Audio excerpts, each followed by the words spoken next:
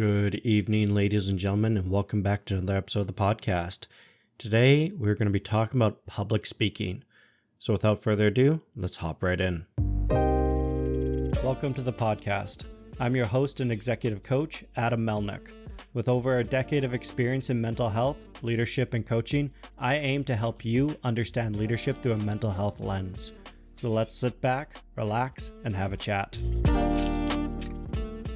I remember being at a conference. This was a conference for healthcare professionals, with the topic being substance abuse.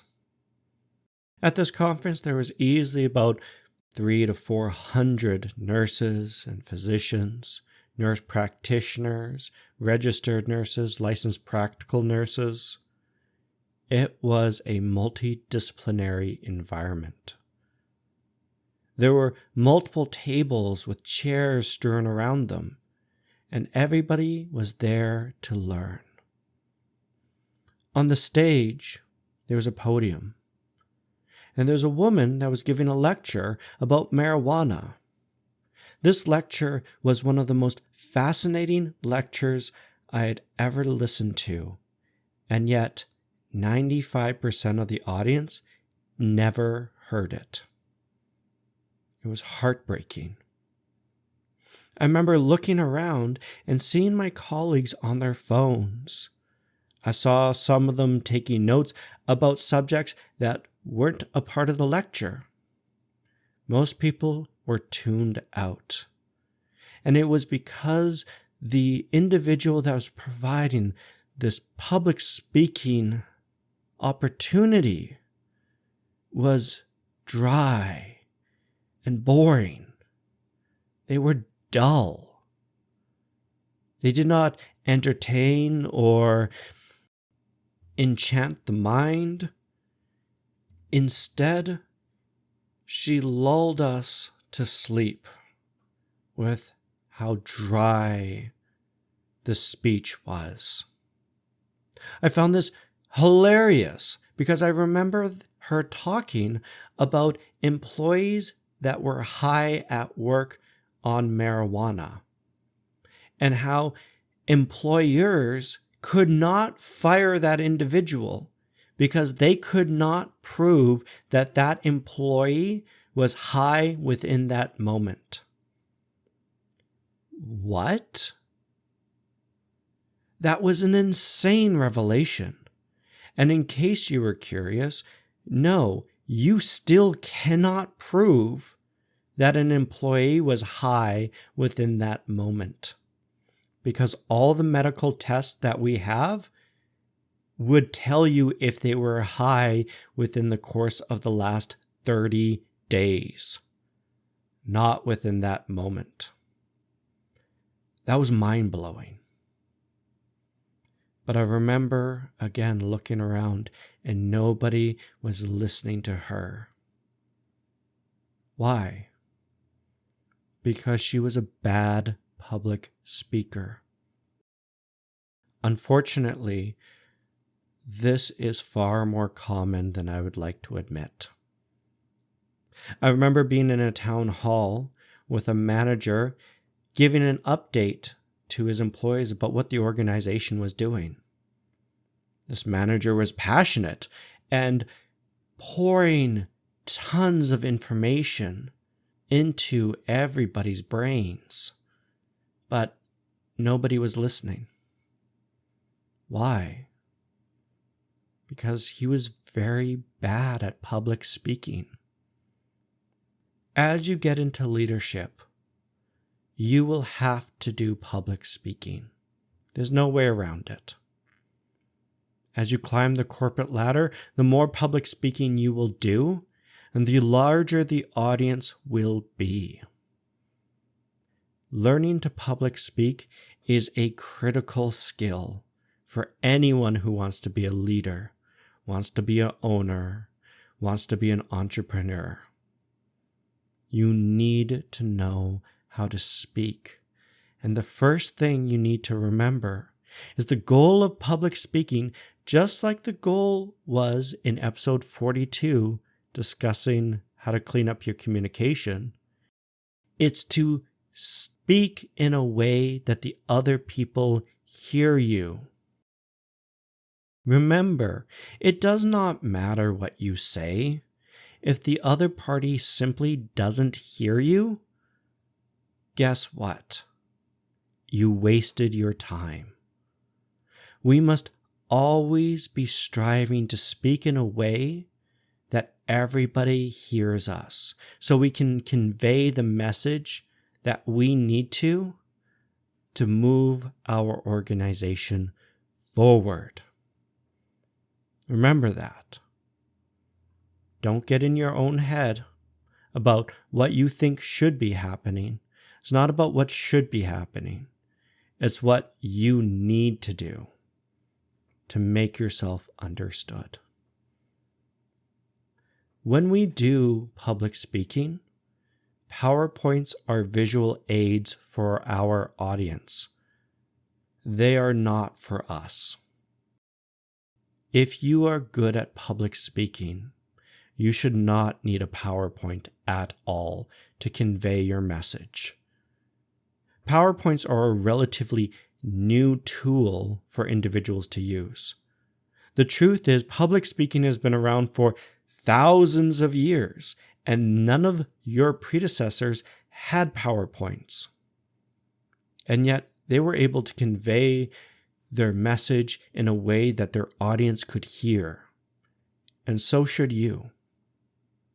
Do not rely on a PowerPoint. Don't look at PowerPoints. You should be able to convey your message with the aid of a PowerPoint, but if you don't have it, you should still be able to present no problem. When I use a PowerPoint, my PowerPoint is often my speaker notes. I don't have a teleprompter, I have PowerPoints. And the PowerPoint is really there to cue me in what I need to talk about, what I need to elaborate on. I never read off the PowerPoint, and my PowerPoints are never chock full of information. Why? Because I want my audience to listen to me, not the PowerPoint. Remember, you shouldn't need a PowerPoint. And in fact, if you're just getting started in public speaking, I would encourage you not to have one. You will improve leaps and bounds if you do it without. The next thing that we're going to have to start doing is we need to remove the clutter. What does this mean? The first clutter we have to remove is your verbal clutter. We need to listen for your filler words. These are your ums, oohs, ahs, and we need to replace them with silence. The problem with filler words is, as we discussed in episode 42, the human brain is uncomfortable with silence. And when there's silence, it wants to fill that void with anything. And in this case, it fills it with a sound, ums, ahs, oohs. The problem being is that these sounds detract from what we are saying and will often discredit us. Because guess what? Our audience starts hearing these filler words and they start focusing on them or hyperfixating. I remember being in a lecture where my professor said, so many times that I don't even know what he was talking about. All I remember was counting on my piece of paper how many times he said, Guess what? In a 30-minute conversation, he said, 200 times. It was insane. Removing our filler words provides us with credibility. It makes us look confident. And the easiest way to remove these filler words is to listen to ourselves.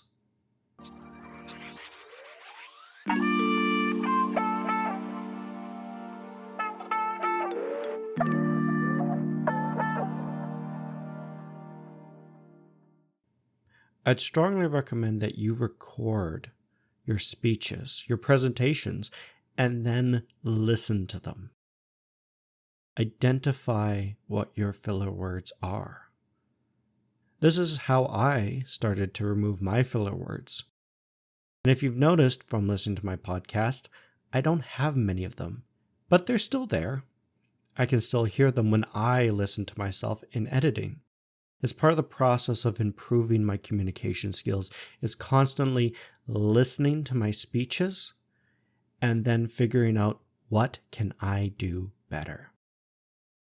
We've got to remove those filler words. Remove that excess verbal clutter. The next stage is we need to increase your vocabulary. Many of you do not have that good of a vocabulary. We'll often say, "Oh, you're really smart." Maybe we should change really to incredibly. You're incredibly smart. You're very talented. You're incredibly talented. Words are your friends. Especially when we're public speaking, this is how we are communicating. This is how we are conveying our message to our audience. We want to use language that helps convey that message. Broaden your lexicon. Expand your vocabulary, either through reading or listening to podcasts, but find out the definitions of words and use them. But be mindful of your audience. Many politicians will speak to, for example, a very blue-collared crowd. Guess what? You should not be using complicated terms and language for a blue-collared crowd. They're not interested in that.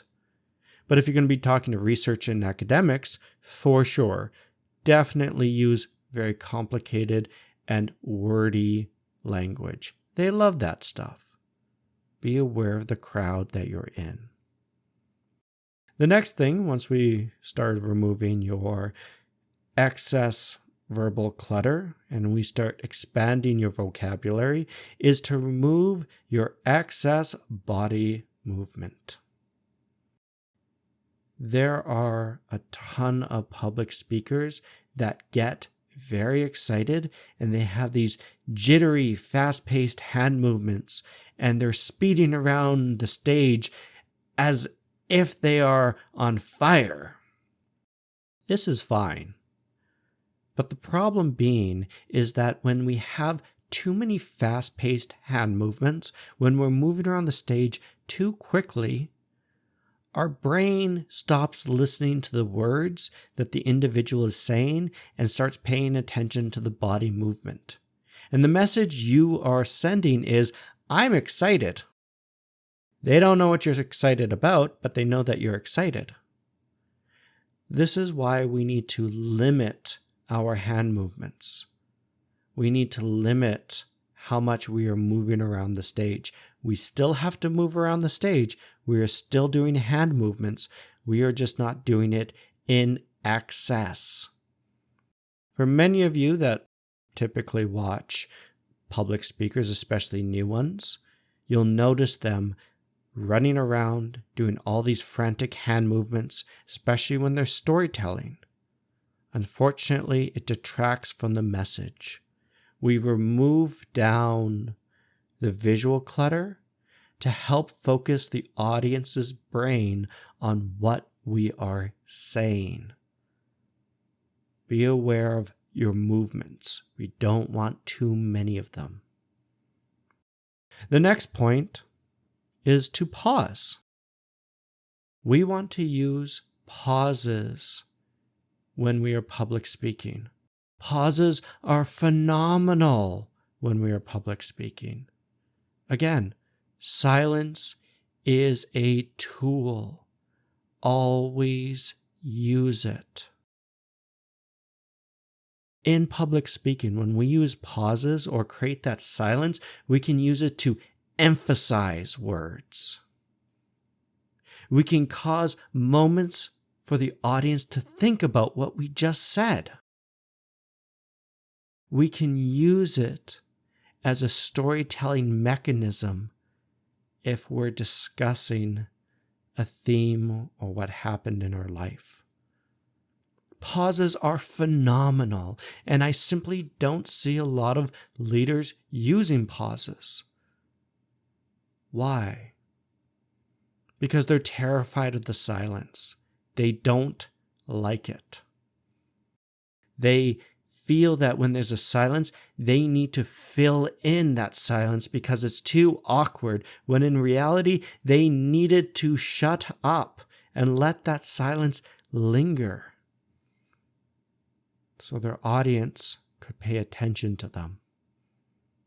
Pauses are your friend. Silence is always your friend. Once we've fixed your silence and we've added those pauses, the next question is, what is your message? What is it that you are actually talking about? And why should the audience care? When I listen to many leaders, CEOs, managers, their message is, we are busy. What are they busy about? That's a damn good question, but they are busy. When we are doing any type of public speaking, whether it's to our team or to our organization, we need to think about what is the one thing our people should walk away with when we are done speaking. You only get one thing, guys. Especially if you're part of a conference where the audience is listening to multiple speakers, they are only going to get one thing from what you've just said. You have to make it count. You have to constantly be thinking about, what are you actually talking about? Then you have to relate it back to your audience. Why should they care about what you're saying? And then you need to follow it up with, out of everything that I said, what is the one message you want them to walk away with? Because I will tell you right now, many leaders will give a speech or a public speaking opportunity just to have their audience walk away with, wow, that guy's passionate. Wow, she's hurt. Or I have no idea what they even said. Be concise with your message. Remember back to episode 42. Less is always more. Understand what you are trying to convey to your audience. The next point is nobody gives two shits about your credentials. I know your credentials are very important to you. You've worked hard to obtain them. You've gone to school for many years and you've had to sacrifice a lot for them. But your audience does not care. What they care about is what makes you qualified to speak about this subject. Why should they listen to you? I was in a workshop where the public speaker droned on about all of their accomplishments. What they said was, hello, my name is Vicky. I have a degree in psychology. I have a degree in advanced mathematics. I'm going for my master's in this course. I'm a registered psychologist in this area. I have an ICF credentials as an ACC level coach. And on the credentials went. Nobody cares. Remember, less is always more. We need to keep our introductions short and concise. Why should they care about what we are discussing? Why should they listen to us? When I give naloxone training, this is what I say. My name is Adam Melnick, and I have a decade of experience working in the inner city in drug addictions and mental illness. and today I'm here to talk to you about naloxone. This introduction is short and sweet. I do not tell them all of my credentials. I don't tell them all of my accolades. They don't need to know I've gone through Train the Trainer courses. They don't need to know that I'm a registered International Federation coach. They don't need to know that I've done motivational interviewing or the therapy that I'm trained in to help my clients. They don't need to know about my accolades in motivational interviewing. They simply don't care. This is all information that's useful to me, not to them. When we introduce ourselves, we need to make our introduction short and concise and remember what is it that they actually need to know about us. When we go on a long rant about all of our credentials, we are saying two things. One, please stop listening to me because now is the time to check out. And two, I am really bad at prioritizing what is important. And as a result, I'm going to fill you with useless information in this presentation. It destroys our credibility and our trust. Don't do that. Keep your introductions short and concise. Which credentials are most useful in this moment? And highlight those. Do not highlight every single credential you've ever had. And then the last thing that we're going to touch on today is no one will know that you screwed up except for you. Nobody will know. There's been many times I've been doing a presentation or a seminar and I have royally screwed up and lost track of where I was. This is normal. The thing is, the audience doesn't know. Only you know. This is where we use our improv skills to pull the story back on track. The last thing you should do in public speaking is say, I screwed up. Oh my God, I am so lost, and make it this huge thing, this huge problem. Don't do that. Either steer the story back on track, or I've even seen it where somebody will say, I've lost a little bit of track. What was the last thing we talked about? And then a member of the audience pipes up, and we're back on track. When leaders highlight how badly they've screwed up and how far off topic they are, it shows them as incompetent. Again, we don't want to do that. We want to inspire our people with confidence that we are a capable leader. So let's sum up a lot of what we talked about. Remember, the goal of any type of communication is always going to be to communicate in a way that our audience understands us. We do this by removing our auditory clutter. This is all our ums, ahs, ees, eens. These are our filler words. We want to increase our vocabulary so we can actually sound smart and improve our credibility. We want to remove our excess body movements because if we're too frantic, if we're too jittery, people tune out because they're paying attention to our movements, not to what we're saying. We need to use pauses. Silence will always be your friend. It's a way to emphasize issues or topics or give room for the audience to think about what was just being said. Next is know your audience. Be aware of who you are talking to and what is the best way to communicate to them so they hear you. When we create a presentation, we should be able to do it without a PowerPoint. And our presentation needs to be concise. What exactly are we talking about? Why should your audience care about it? And what is the one thing they should walk away with when you're done? You need to answer these 3 questions for every presentation.